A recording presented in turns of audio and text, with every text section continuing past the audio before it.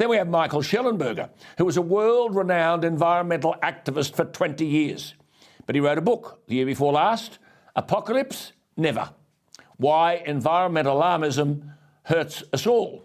And he apologised for, quote, the climate scare that's all these environmental action takers, the climate scare we have created over the past 30 years, unquote.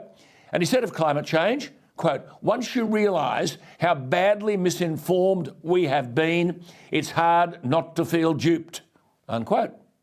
That is what you're doing, Matt Kean, misinforming people when you talk about climate change risks and environmental catastrophes. But Matt Kean talks about, quote, science-aligned emissions reduction targets of between 45 and 60% by 2030. That's in 8 years' time. Well, OK, Matt, let's talk science. I would choose the scholarship of Professor Richard Lindzen, the world-renowned American atmospheric physicist, ahead of your scholarship.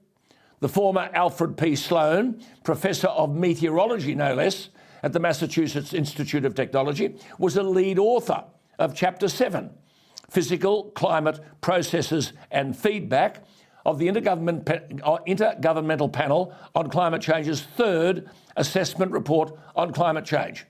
And Professor Lindzen says, since Matt Kean is concerned about a core conservative value to act as a custodian for future generations, well, Professor Lindzen says of those future generations, quote, what we'll be leaving our grandchildren is not a planet damaged by industrial progress, but a record of unfathomable silliness, as well as a landscape degraded by rusting wind farms and decaying solar panels, unquote. Well, I'll make one final point for now in relation to what will be a push from the Keans and others of his ilk to embrace even more of Labor's climate change alarmism. Let me say this. Yes, the coalition did poorly on Saturday night, but they finished up with 35.9% of the vote, and that's after the Teals and the Greens had taken their share, 35.9%. One Nation, who don't preach this Matt Kean nonsense, 4.9%. Palmer's party, who don't preach this nonsense, 4.1%. The Liberal Democrats, who don't preach this nonsense, 1.4%. That total is way beyond Labor's 33%, total 46.3%. If the coalition can't find a leader who can mould these disparate interests into a formidable and winning political force, then we don't deserve to win. But I'll tell you something else. We don't need to embrace the Matt Kean nonsense.